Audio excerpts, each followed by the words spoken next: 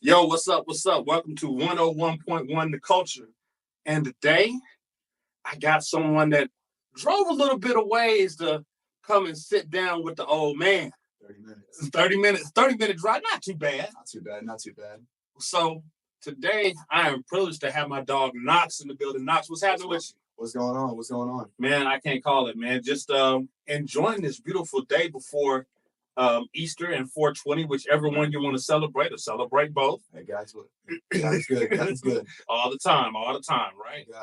So I want to get started because I got a chance to listen to your music, and the music is dope. Music is dope. I'm a person that prides myself on listening to, as we say, the spitters. Right. You know, the folks that can really spit and that pride themselves on lyricism.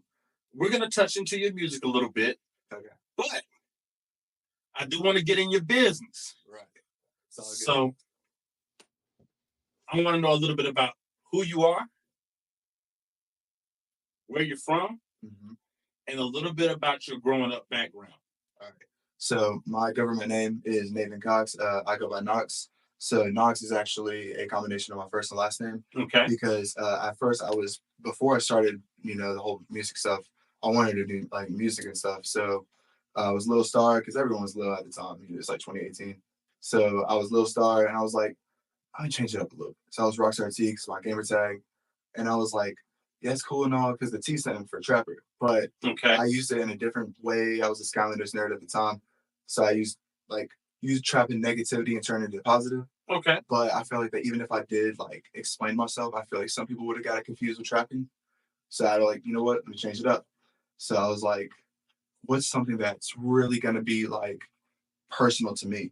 So obviously, and I was listening to this Kendrick Lamar interview, and he was like how he changed from K Dot to Kendrick Lamar to show who he is.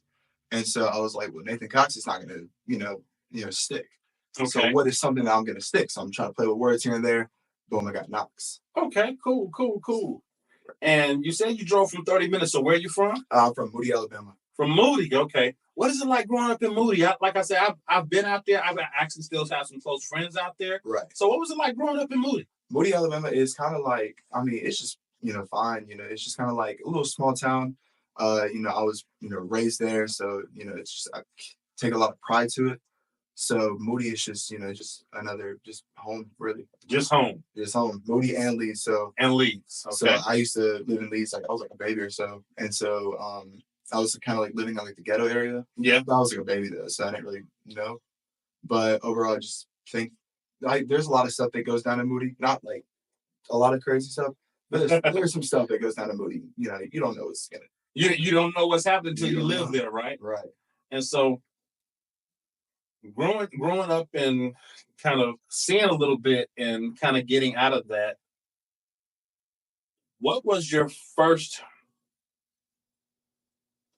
biting your teeth at music a little bit? Because everybody starts somewhere. So When did you think that you kind of caught the music bug? When did you know that this was like, oh, I'm really doing this? Right. I think when it comes down to oh wow, I'm doing a lot of stuff in music, right? Yeah. I think when the pandemic happened, and obviously I was just messing around with some stuff, but I feel like, you know what? Let me go ahead and change it up a little bit. I want to see if I can take this a lot more serious. So, I think when I first dropped my first mixtape, Lexington, which is my street. Okay. So I was just the hunger and stuff, because back then I was listening to a lot of J. Cole, listening to a lot of Tyler the Creator, Kendrick Lamar, Joey Badass. Okay. So I was listening to a lot of those rappers and stuff where they spit and stuff. So I was like, I want to do something like that, And then after that, I went and I did another mixtape a year later, which is Infinity, just to have more of that writing wise. It was terrible, but I was 16. Okay. But overall, if I didn't do those mixtapes, I wouldn't be where I'm at today, because those mixtapes, even if they weren't good, I still give them the praise, because if it wasn't for those mixtapes, I wouldn't be the lyricist and the top tier artist I am today. Facts. We all start somewhere, so we have to kind of go through that growing pains, those first things, because me being an engineer and a music producer, so back then, people said, "Oh, you're good" and stuff like that. And I listened to the stuff that I used to do back then, and some of it was all right, and some of it was like, See, I went to, like, I remember one time I listened back and I was like, oh, these are not good.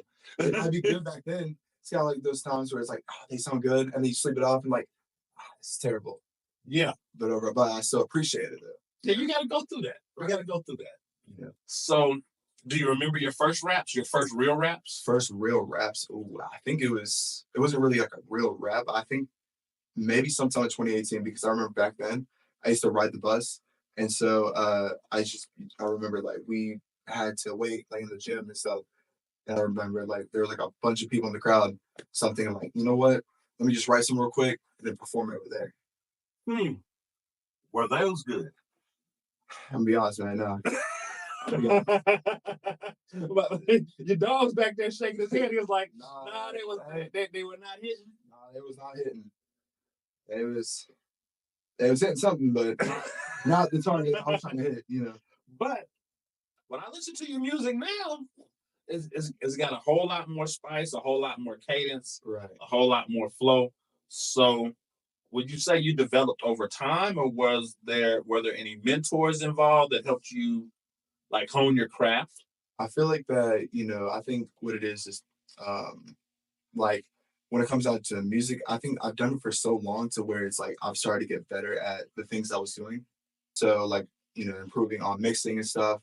Went ahead and copped a like $80 mic because I was using a PlayStation mic.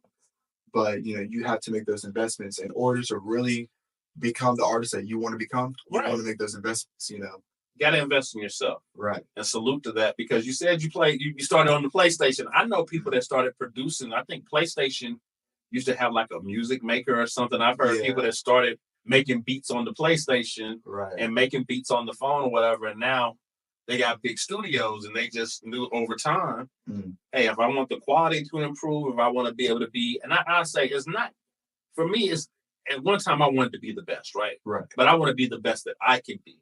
And so I had to consider myself to be commercially competitive. Can I compete what's out there commercially in order to put my stuff out there? And that took some investment. Oh yeah, for sure. Like, because I just started putting my stuff on streaming platforms. So I was thinking, like, you know what? If I'm really putting in money, I want to make sure this sounds good. Right. Because I don't want to like spend money, like maybe a $50 beat, and then I'm performing on it and it sounds terrible, and I'm like, I wasted $50. But every time I make those purchases, I want to make sure I'm doing the best as I possibly can. Yes. And do you record yourself, or do you have someone else that helps record you? I record myself. I record on BandLab. Okay, BandLab. Okay. So this is a point to all the beginning artists, because everybody starts somewhere. So I know people that have started on BandLab. I know people that have started on GarageBand. Right. I know some people got cracked versions of software that have started on certain things. Like I said, I know people that recorded on PlayStation. I know people that started with computer mics before they got real mics. And it's just a process. Right. It takes time. It takes time. No one starts up here. No. And one of the things that I try to,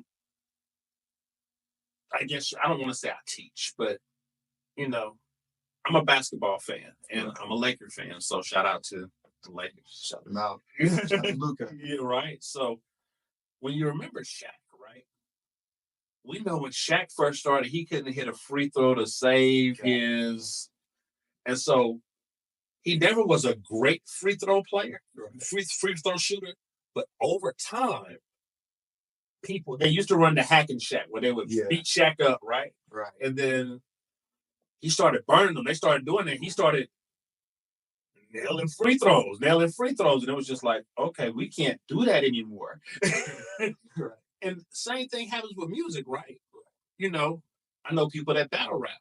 The first battle raps be whack, and then after a while, they come back with some heat, and you're like, okay,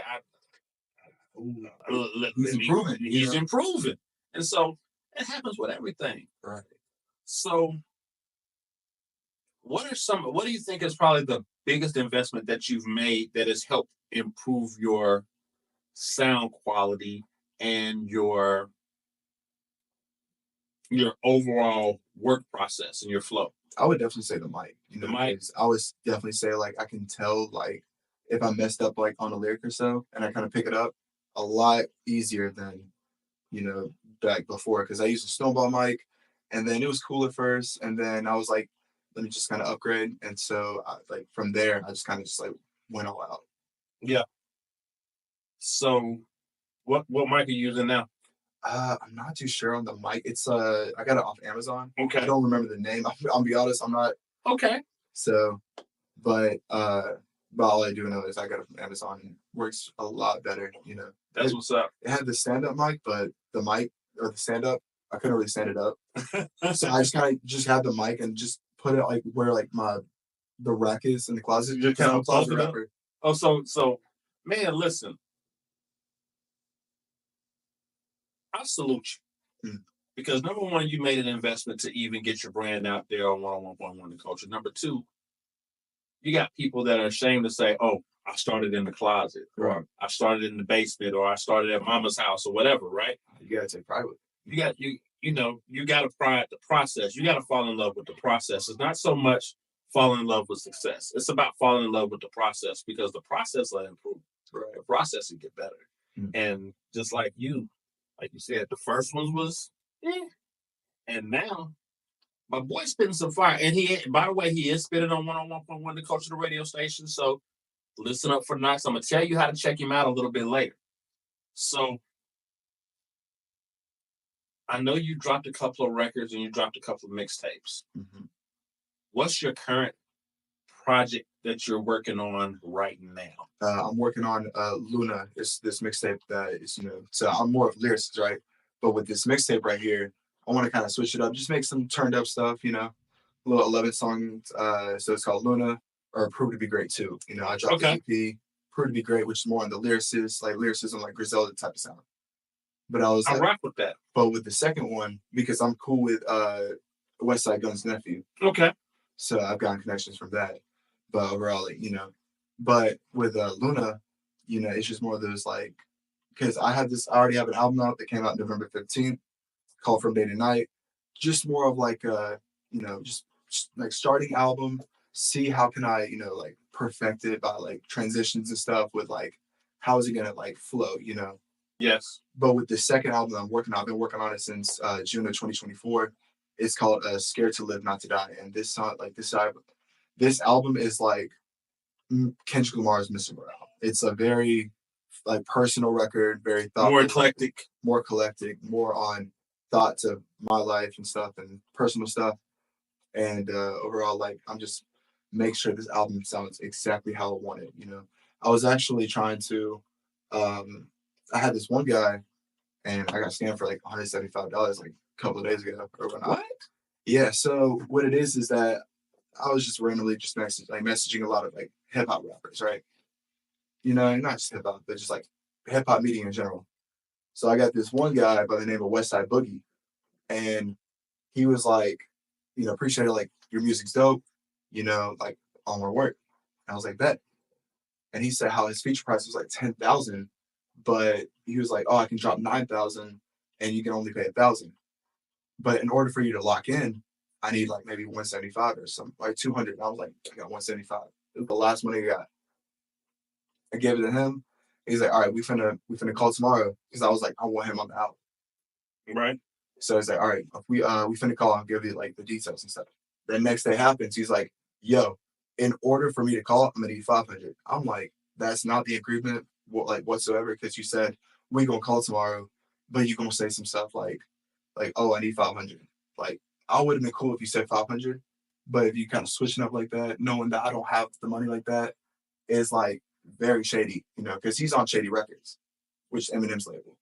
Okay. So I was like, I got you. And then later on, I was talking to like Monte and like my boys and stuff, and they were like, it's not worth it, because. Well, here's the thing, and I'm if something sounds too good to be true, it probably is, right? Right. So you got to understand, and this is a lesson for artists that are out there. I always say this. I personally don't think that features from bigger artists benefit you Right. until you have the means to promote it. Because Right. number one, if they're signed, Mhm. the first thing is that they can't clear it. Oh yeah. They can't clear the record. You're gonna have to get it cleared with the label Right. because they are signed to a label, an exclusive agreement to a label. So you're gonna have to pay to get it cleared. Okay. Number two, um, without the money to market it, then it's just a good look on your record, and Right. good looks don't make your record spin. And No. number three, if you get a feature from someone and they're a much bigger artist than you, Right. when the people are going to listen to the record, they're not going to check you out. They're gonna check out They're going to check the artist. other person, right? Right. And so you're thinking that most artists think that, hey, so if I get a feature, that's going to be this, and they're going to listen to me, and Oh yeah. and that's not how it works. I had that mindset until that happened. I was like, Right. So I always say, build your audience, build your fan base, keep feeding them, right. and then the more that you work, the opportunities will come. It's all about consistency. Right. And so that's just my word of the day. Don't get scammed. If it's too good to be true, it probably is. And features are not worth it until you have the means to take care of all the business that comes along with getting a feature from a major artist, like the marketing, the budget, the clearance, video. That's a big expense. Big expense. So now that you've come and talked to Unc, we know better. We're gonna do better. Right. All right. Yeah, no, Cool.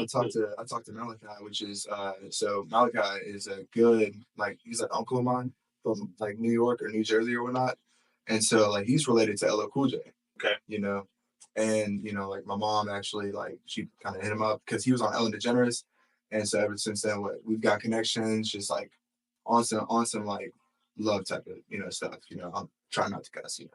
You can say whatever you want. I got mama and grandma. Mom and grandma. Mom and grandma. Shout out to mom and grandma. So I'm gonna respect mom and grandma also, right? Yeah. I'm gonna respect mom and grandma. I'm a sailor, but I got them watching, so I ain't trying to. I ain't trying to get my ass whooped, Cool. So as you're moving forward, you created the projects. I always say, what's the end goal for you? Where do you see yourself in 2 years or 5 years with doing the music? Because this is a journey. Right. Honestly, just become the artist that I want to be. I don't want to be no one else. I don't want to be the next Kendrick Lamar or Mac Miller. I don't want to be the next Tyler the Creator. I want to be NOX. I want to be the next NOX. I want to be NOX. I want to be previous NOX. I just want to be NOX. Okay. So who is NOX? Y'all gotta find out. You gotta find out. He said you gotta find out. The only way you're gonna find out is go listen to the music, right? Right. That's how you're gonna get the answers. And so you said that you're on all streaming platforms. Yes, I'm on Spotify, Apple Music, YouTube. Not on SoundCloud because I don't know, like SoundCloud's kind of weird. But I'm on Spotify, Apple Music, iTunes, YouTube. All the major ones. All the major ones. Okay, cool. So we talked a little bit about your start. Right. And you've mentioned a couple of artists, but I'm going to ask you this question because I ask this to every artist that comes on. Okay. Who are your major influences in your artistry? And it doesn't necessarily have to be another musician. Right. It can just be like idol. Yeah. I would say Kendrick Lamar, from the storytelling and stuff to Butterflies, my favorite album of all time. Let's see, who else? I'm trying to think. I would say Low Life, which is an uncle of mine. He actually is a Birmingham rapper. Yes. And so, I remember one time it was like my 13th birthday. And so, I went to his house and he was kind of showing me some stuff here and there. So ever since then, I've kind of just looked back to that day. Okay. So I would say Low Life, Kendrick Lamar, who else? I would say Mac Miller because on his progression as an artist, and not just just progression as an artist from the classic mixtapes like Kid and Blue Slide Park. He also changed to like swimming in circles and stuff, and just seeing that growth. Tyler the Creator also, Tyler's dope. Yeah, like when you got records like Goblin and Wolf and Cherry Bomb, like you're thinking like, oh, like listen, I mean, they're great. Don't get me wrong, especially Wolf. But when you see like Goblin and he's like tweeting like, "Oh, I'm gonna get a Grammy," and you're thinking like, he's not gonna do it because he's making music like that. But once you see like the progression of not only the artist but as the person, you're thinking like, "Oh, he knows something that we don't." So I've always looked that into like, and I was like, like anything is possible. Regardless if you're in a position of just making some outlandish music, there is gonna be that time where you're making dope records. Facts.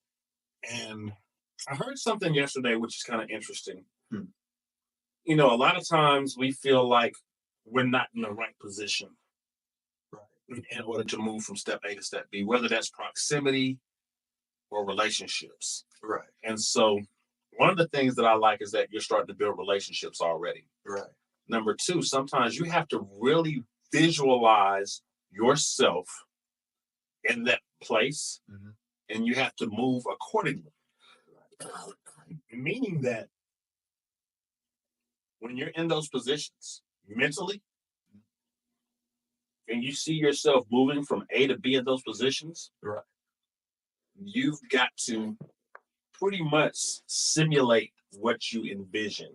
Right. And sometimes that's tough because we're blinded from other visions that are just going on naturally. So sometimes you got to tap into that inner self, right, and understand where you want to go and follow those steps. So just food for thought also. Oh yeah, no, like going from Luna to Scared to Live Not to Die, like that is a big change that I gotta envision, and because they're two different projects. So like Luna's like the turn up stuff, and then Scared to Live is the most personal stuff. So I gotta really switch from, okay, once I'm done with this record right here, I gotta really be in that mindset in order to complete Scared to Live Not to Die. Gotcha. So before we get ready to tune out, let me ask you this. Yes, sir. What's the one thing that you want people to get from your current music? Just really turn up. Just turn up? Just turn up? Just turn up. Okay. Because that's what we're doing all 2025. Just turn up. 2025 is all about the turn up. Okay. And any special shout outs? Shout out to Vontae64. That's my dog. He's been on the show. Vontae, what's happening? Yeah, shout out you. That's my bro. Shout out you. Shout out. I got to shout out mom. Shout out mom. Mom. Hi, mom. What's going on, mama? Let's see. Shout out my dad. Shout out Connor. He's actually right there. That's so what's you up. Can't see him, but he's back there. He's back there. Connor Keenum. Shout out Davis Miller. Shout out Grayson Burton. Shout out my boy Jonathan McCray. He actually raps with me too. Okay. So that's another thing. He's one of my idols too when it comes down to music and stuff, because he got me started with this whole music stuff. Okay. So shout out him. Shout out Dejarian Brown. Shout out. Let's see if I'm missing anyone. My apologies. Let me shout out some homegirls. Shout out Rosie. Shout out Brianna. Gotta get a female some love, man. All love to them. All love to them. Shout all y'all out. If I'm missing a name, my apologies. Just know, I still love you. Cool. And what's the name of the song that you got on the station right now? Southside Superstar. Southside Superstar. Go check it out. And in order for you guys to check it out, a couple of things, right? If you look at the bottom of the screen, there's something that says 101 The Culture. That I had to pick that up. Go ahead and say it. Shout out Davis Miller. Davis Miller, what's happening? At the bottom of the screen, that's the website, 101 The Culture. You can actually go to that website, scroll down, there's a player, hit the play button, and you'll hear nonstop music on the radio, and you're going to hear Southside Superstar in rotation on the station. Mm-hmm. Also, you can download the TuneIn app or the Live 365 app, search for 101.1 The Culture, and you will actually be able to listen to the station. Starting tomorrow, we're actually going to have some of these interviews that we've been doing over the past as content on the station. But you'll be able to check out this station and this guy in regular rotation all the time. For the next month, he's going to be jamming, and he's starting to get some plays. I've been looking at the report. So people have been sending in stuff like, oh, this is something new. Right. So I appreciate that. Any last words before we go? Luna proved to be great too, May 23rd. Luna proved to be great too, the 23rd. I appreciate everybody for tuning in. Thanks for stopping by, man. Yeah, I appreciate you much love. Turning up with me. The old man, you got to turn up a little bit sometimes too. So 101.1 The Culture, we